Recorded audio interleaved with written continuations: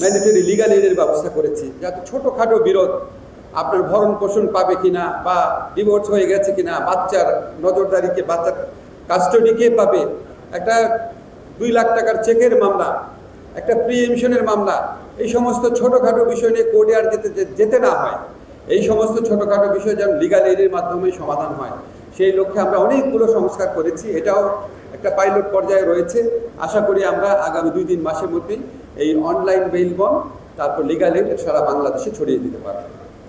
এখন আমরা যখন নিম্ন আদালতে এই সংস্কারগুলো করি, তখন আমাদের একটু দুঃখ লাগে, কারণ নিম্ন আদালতের সংস্কার আপনি করে ফেললেন, উচ্চ আদালতে কোনো সংস্কার হলো না, তাহলে কিন্তু আসলে লাভ হয় না।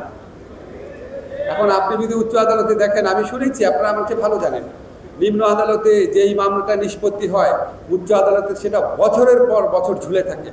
যেমন একটা এক্সাম্পল দেখেন, শিশু আসিয়ার সেই মর্মান্তিক রেপের ঘটনায় যে মৃত্যু, আমরা আইন পরিবর্তন করলাম, নিম্ন আদালতে আমরা 1 মাসের মধ্যে বিচার সম্পন্ন করলাম, কিন্তু উচ্চ আদালতে এটা আগামী কয়েক বছরে নিষ্পন্ন হবে নাকি আমরা জানি না।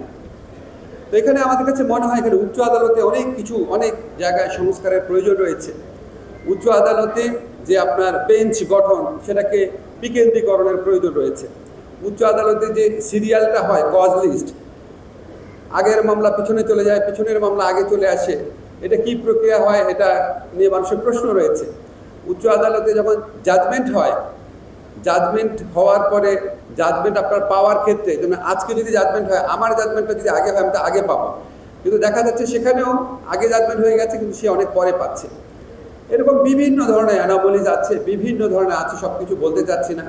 উচ্চ আদালতের বিচারকরা আজকে বলে ফেলছি, উচ্চ আদালতের বিচারকরা ইন্সপেকশনে যান, নিম্ন আদালত ঠিক মতো কাজ করছে নাকি এটা দেখার জন্য, কিন্তু এটা অনেক সময় একটা ইন্সপেকশন আর থাকে না, এটা একটা আনন্দ ভ্রমণে পরিণত হয়।